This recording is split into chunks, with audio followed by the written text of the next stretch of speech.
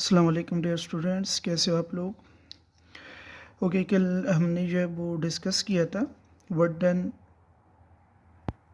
और उस word done की हमने जो है वो डिफिनीशन की थी। हमने कहा था कि लेट्स सपोज आप किसी भी बॉडी के ऊपर फोर्स एफ अप्लाई करो और आगे से वो बॉडी जो है वो डिस्प्लेसमेंट कवर करे, तो वहाँ पे हम कहते हैं कि वहाँ पे वर्ड डन हो गया है। और फिर उसके लिए हमने मैथमेटिकल जो है वो हमने कहा था कि उसको मैथमेटिकली एक्सप्लेन करते हैं एफ डॉट डी से, और डॉट प्रोडक्ट को हम ख़त्म करते हैं कॉस थीटा के साथ। तो इट मीन्स कि आपके पास जो वर्ड डन है वो नॉर्मली 3 फैक्टर्स पे डिपेंड कर रही है। सबसे पहली चीज़ फोर्स, डिस्प्लेसमेंट एंड ओरिएंटेशन और एंगल थीटा। मीन आप इन तीनों में से कोई भी चीज़ चेंज करोगे तो वर्ड डन की वैल्यू जो है वो क्या होगी, चेंज होगी। अब ये जो इक्वेशन है थी, ये हमने नॉर्मल उस वक्त के लिए यूज़ की थी जब आपके पास फोर्स की वैल्यू जो है वो कांस्टेंट होती है, राइट। अब यहाँ पे हमारे जो आज का टॉपिक है वो ये है कि work done by variable force. Variable force mean कि आप डिस्प्लेसमेंट कवर कर रहे हो, आप किसी हाइट एज पे जा रहे हो, या लेट सपोज आप जो है वो अपनी क्लास से आप कोई चेयर उठाते हो और उसके बाद जो है उसको ग्राउंड फ्लोर से आप फर्स्ट फ्लोर पे आप लेके जाते हो, फिर उसके बाद सेकंड फ्लोर पे आप लेके जाते हो, फिर आगे जो है वो थर्ड फ्लोर पे लेके जाते हो।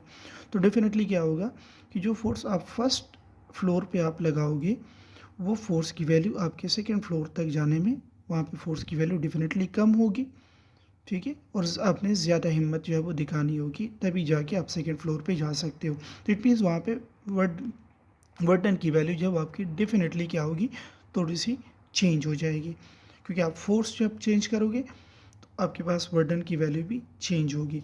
अब यहाँ पे हम इसको जो है वो ग्राफिकल रिप्रेजेंट कर रहे हैं कि लेट्स सपोज आपके पास ये डिस्प्लेसमेंट डी है और ये आप फोर्स एफ लगा रहे हो, और किसी ऐसे डिस्प्लेसमेंट पे, ऐसी पोजीशन पे आप बॉडी को लेके जा रहे हो कि वहाँ पे फोर्स की वैल्यू जो है वो क्या हो रही है, वो चेंज हो रही है, ठीक है। डिस्प्लेसमेंट आपके पास ये है।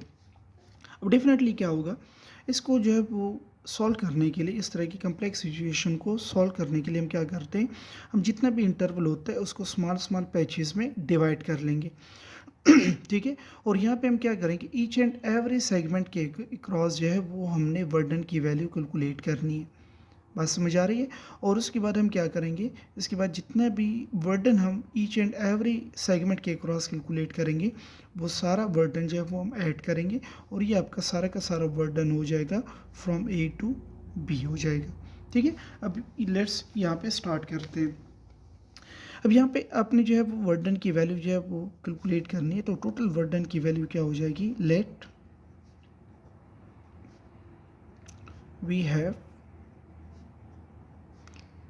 टू डिस्प्लेस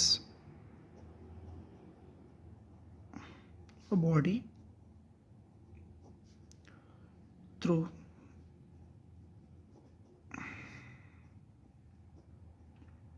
certain, यहाँ पे इसके लिए मैं यूज़ करूँगा irregular track।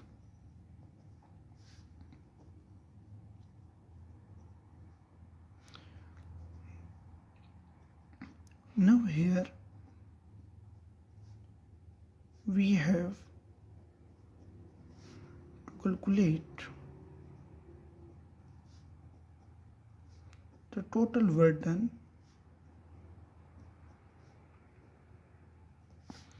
in bringing it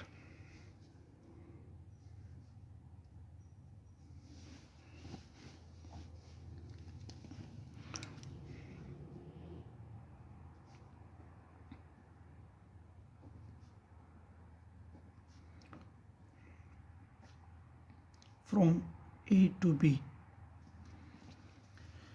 for this purpose हम इसके लिए क्या करेंगे, हम इसके लिए जो है वो we have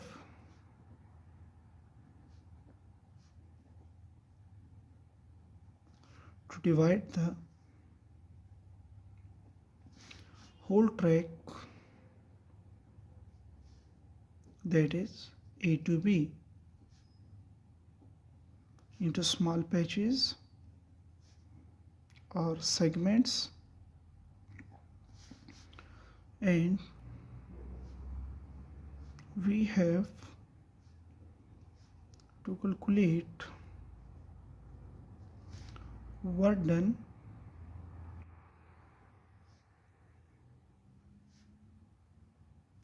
across each and every segment. चलिए इसके लिए हम क्या करते हैं, इसके लिए लेट्स सपोज हमारे पास क्या होगा, जो वर्क डन W1 होगा वो क्या होगा, वो F1 डॉट D1 की इक्वल हो जाएगा, ठीक है। और we can write as F1 D1 cos theta 1 हो जाएगा। ये आपके पास, इसको मैं ए का नाम दे रहा हूँ। सिमिलरली आपके पास जो work done across second segment वो आपके पास होगा F2 डॉट, और यहाँ पे डॉट प्रोडक्ट को मैं ख़त्म करूँगा कॉस थीटा के साथ, तो एंगल थीटा भी आपका कॉस थीटा 2 हो जाएगा।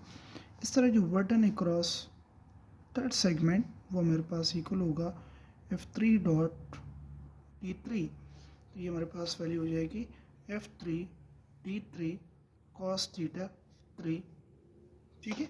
एंड सो ऑन, जितने भी आपके पास सेगमेंट्स में आपने डिवाइड किया हुआ है वो आपके पास WN तक लेट सपोज आपने किया हुआ है, तो ये आपके पास इक्वल हो जाएगा FN डॉट DN, ठीक है। और यहाँ पे आपके पास आ जाएगा FN DN cos theta N, ठीक है। ये आपके पास जो लास्ट वाला सेगमेंट होगा, जो लेट सपोज आपने यहाँ पे 1 2 3 4 5 6 जितने भी सेगमेंट्स में आपने डिवाइड किया हुआ है वो सारा वर्डन जो है वो आपने ईच एंड एवरी सेगमेंट के क्रॉस जो है वो क्या करना है, उसकी वैल्यू कैलकुलेट करनी है। अब यहाँ पे हम क्या करेंगे नाउ टोटल वर्डन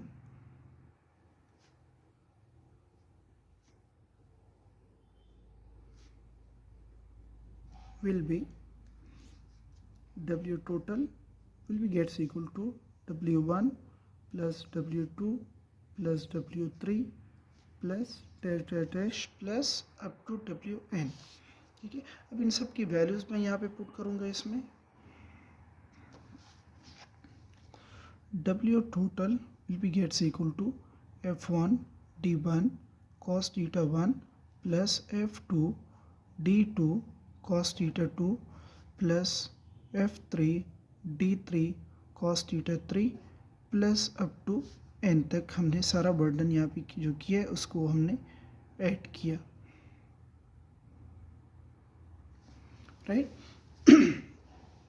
अब यहाँ पे जो मैंने पहली चीज़ कि आपने जब F1 F2 तो नॉर्मल यूज़ किया, अब यहाँ पे आप देखिए तो आपके पास ईच एंड एवरी सेगमेंट का, अब मैं अगर मैं यहाँ पे इसको जो है वो यहाँ तक ले आऊँ, ओरिजिन तक ले जाऊँ, तो यहाँ पे आप देख सकते हो आपके पास एंगल थीटा जो है वो ईच एंड एवरी पॉइंट पे जो है वो क्या हो रहा है, वो चेंज हो रहा है, ठीक है। आपके पास एंगल थीटा जो है वो चेंज हो रहा है, और इसी के क्रॉस जो है वो हमने क्या किया हुआ है, यहाँ पे थीटा 1, यहाँ पे थीटा 2, यहाँ पे थीटा 3, यहाँ पे थीटा 4, यहाँ पे थीटा 5 6 एंड सो ऑन, जितने भी सेगमेंट्स में हमने वर्डन डिवाइड किया हुआ है। तो यहाँ पे हमारे पास ईच एंड एवरी सेगमेंट के क्रॉस हमने क्या किया, F1 D1 F2 D2 F3 D3 F4 D4 and up to FN DN तक हमने कैलकुलेट कर लिया, राइट। अब यहाँ पे जब टोटल वर्डन होगा तो टोटल वर्डन तो आपका ये काउंट होगा ना कि आप A से B तक उस बॉडी को जो है वो लेके जाते हो या नहीं। तो आपने क्या करना होगा, आपने कहा ये सारा वर्डन जो है वो ईच एंड एवरी सेगमेंट के वर्डन की कंट्रीब्यूशन आपके टोटल वर्डन में मौजूद होगी, राइट। अब यहाँ पे जो है वो हम क्या करते हैं, अब जब कभी भी हमारे पास इस तरह की जो है वो कैलकुलेशंस आ जाती है जिसमें हमारे पास जो है वो ढेर सारी चीज़ें ऐड हो रही हैं, लाइक चीज़ें जब एक ऐड हो रही हैं, तो इसको हम यहाँ पे उसके लिए हम यूज़ करते हैं एक जो है वो मैथमेटिकल ऑपरेटर यूज़ करते हैं, और वो मैथमेटिकल ऑपरेटर हमारे पास है समेशन का। ये जो साइन मैंने बनाया है, ये साइन, ये जो है वो साइन, ये जो है वो इसको हम क्या कहते हैं, जब आपके पास ढेर सारी चीज़ें जब ऐड हो रही हैं तो वहाँ पे उनको लिखने के बजाय हम यहाँ पे उसके लिए एक मैथमेटिकल ऑपरेटर यूज़ करते हैं जिसको हम क्या कहते हैं, समेशन साइन। और ये समेशन साइन जो है वो लिखने का क्या है, तरीक़ाकार क्या है कि आपने क्या लिखना है, F D cos theta, right. अब उसके लिए हम क्या करते हैं कि इसके लिए 1 2 3 इन चीज़ों को कैसे मेंशन करेंगे, इसके लिए मैं यहाँ पे इसके साथ लिखता हूँ FI DI cos theta I, ठीक है। आई जो है वो स्टार्ट कहाँ से होगा, I start from 1 to n तक, ठीक है। अब यहाँ पे अगर आपने जो है वो 10 तक जो है वो सेगमेंट्स में डिवाइड किया हुआ है, तो आपके पास क्या होगा, यहाँ पे F1 D1 cos theta 1 plus, फिर आपके पास आई जो है वो स्टार्ट हो रहा है 1 से, 1 आपने पुट किया, फिर प्लस, फिर 2 पुट करना है F2 D2 cos थीटा 2, फिर आपके पास जो है वो plus F3 D3 cos theta 3 plus and up to n segments, या जितने भी आपने जो है वो सेगमेंट्स में डिवाइड किया हुआ है। तो ये हमारे पास जो है वो इक्वेशन आ गई है। ये जो इक्वेशन है, ठीक है, इस इक्वेशन को हम क्या नाम देते हैं, ये जो है वो हमारे पास the above equation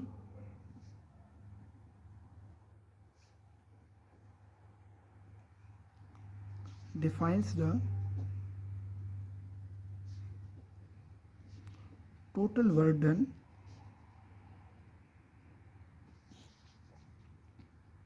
along an irregular track। और ये हमें क्या बताता है, that is in total work done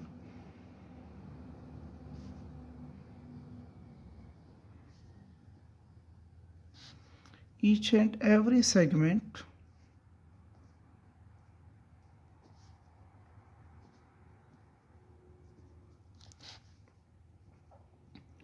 gives us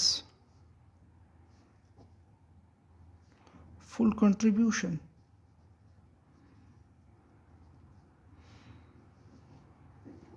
ठीक है, लेट सपोज अब यहाँ पे जो है मैं आपको समझाने के लिए इसको जो है एक एग्जांपल देता हूँ। वो एग्जांपल क्या है कि लेट सपोज आपकी कोई जो है वो जिस तरह एक स्टूडेंट के लिए परसों जो है वो कलेक्शन हो रही थी, डोनेशन हो रही थी, तो उसमें जो है वो क्या हुआ कि लेट सपोज आपकी क्लास है MG16 या MG15 है या MG27, जो भी क्लास एनी वन। अब उस क्लास में से जब कंट्रीब्यूशन होती है, लेट सपोज CR के पास जो है वो जमा हो गए 2000 रुपये। अब ये होगा कि 2000 रुपये में किसी ने जो है वो 10 का नोट दिया होगा, किसी ने 50 रुपये दिए होंगे, किसी ने 100 दिया होगा, ठीक है, किसी ने 1 रुपये दिया होगा, किसी ने 200 दिया होगा।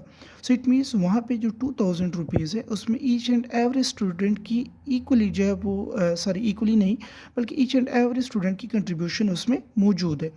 ठीक है, अब किसी के भी जब 1 रुपये भी आप उससे जब वो निकाल ले, तभी जब वो 2000 जो है वो 2000 नहीं होगा। किसी के अगर किसी ने अगर 50 रुपीज़ दिए, वो भी अगर आप निकाल लें तो वो फिर भी जब आपका 2000 नहीं बचेगा। सो कहने का मेरा मकसद ये है कि यहाँ पे आपके पास वर्डन को भी जो है ये आपको एक आइडिया मिल रहा है कि जब कभी भी आपके पास कोई इस तरह का कोई कम्प्लेक्स फंक्शन होता है, तो जब आप इसको डिवाइड करते हो, तो डिवाइड करने के बाद आपको उस फंक्शन को जो है वो सॉल्व करने का जो है वो क्या हो जाता है, वो आपको ईजी हो जाता है। जिस तरह आपके घर में कोई फंक्शन हो रहा होता है, लेट सपोज शादी का कोई फंक्शन हो रहा होता है, तो उसमें क्या होता है, उसमें हर एक बंदे को जो है वो कोई ना कोई काम जो है वो असाइन किया जाता है कि आपने लेट सपोज जो है वो गेस्ट को कॉल करनी है, आपने लेट सपोज गेस्ट को जो है वो रिसीव करना है, आपने जो है वो खाने वाले से बात करनी है, लेट सपोज आपने जो है वो क्राकरी वाले से बात करनी है, आपने जो है वो लेट सपोज टेंट्स वगैरह ये सारा कुछ, आपने पार्किंग को संभालना है, अपने पानी को संभालना है। सो वहाँ पे क्या होता है, वहाँ पे जो है वो इतना बड़ा फंक्शन जो है वो 1 या 2 दिन में जो है वो आराम से हो जाता है। बात समझ आ रही है? तो यहाँ पे भी आपको क्या कहा जा रहा है कि आपके पास अगर कोई इस तरीके की कम्प्लेक्स फंक्शन है, ठीक है, एक कम्प्लेक्स फंक्शन मीन कि एक कम्प्लेक्स ट्रैक है, इरेगुलर ट्रैक है, तो आपने क्या किया, इसको स्मॉल स्मॉल सेगमेंट्स में डिवाइड किया और ईच एंड एवरी सेगमेंट के क्रॉस जो है वो जितना भी वर्डन हुआ उन सबको आपने कैलकुलेट करने के बाद ऐड किया, ठीक है। और ये जब आपकी टोटल वर्डन का जो है वो उसकी कैलकुलेशन आपके पास आ गई है, तो ये हमारे पास जो है वो वर्डन बाय वेरिएबल फोर्स। और ये जो इक्वेशन स्टार्ट वाली इक्वेशन जो मैंने लिखी है, ये कल वाला टॉपिक आपका है, जिसमें हम क्या कहते हैं, इसमें हम कहते हैं नॉर्मल कोई फोर्स लगती है और वो बॉडी जो है वो डिस्प्लेस होती है, उसमें फोर्स की वैल्यू जो है आपके पास क्या रहेगी, कांस्टेंट रहेगी। बात समझ आ रही है? और वो जो है वो कांस्टेंट का मतलब ये है कि वहाँ पे आप लीनियरली कोई जो है वो काम कर रहे हो, मीन आप जो है वो एक्स एक्सिस के लॉन्ग जो है वो जा रहे हो, हॉरिजॉन्टल आप कोई काम कर रहे हो। सो इट मीन्स वहाँ पे जो है वो आपने सेम फोर्स लगानी होगी, और सेम फोर्स जब आप लगाओगे तो यहाँ पे वहाँ पे आपको एक कांस्टेंट वर्डन की वैल्यू मिलेगी। अब यहाँ पे क्या होता है, यहाँ पे आप किसी भी सेगमेंट में थोड़ी बहुत भी वेरिएशन करो तो आपके टोटल पे उसका इफेक्ट जो है वो होता है। जिससे हमने एग्जांपल दी 2000 रुपीज़ की, अगर लेट सपोज 2000 कलेक्ट हो गए, उसमें से किसी ने पहले जब 50 दिए थे, उसके बाद उसने जब 10 रुपये और ऐड कर दिए, तो फिर क्या हो जाएगा, वो आपके पास 2010 रुपये हो जाएंगे। बात समझ आ रही है। इस तरह अगर कोई जो है वो आगे से उसमें से 50 रुपये या 100 रुपये जब वापस लेता है, तो फिर क्या होगा, उसमें से डिडक्शन, टोटल में से डिडक्शन हो जाएगी।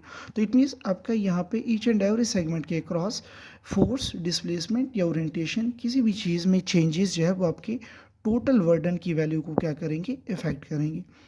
तो ये आपके पास जो है वो आज का टॉपिक था, वर्डन बाई वेरिएबल फोर्स। और इसमें जब आपको कोई प्रॉब्लम, कहीं पे कोई भी किसी भी किस्म की कन्फ्यूजन, तो आप इसको रीड करें, नोट करें, उसके बाद फिर हम इसको डिस्कस करते हैं। ठीक है बेटा, ओके, टेक केयर, अल्लाह हाफिज़।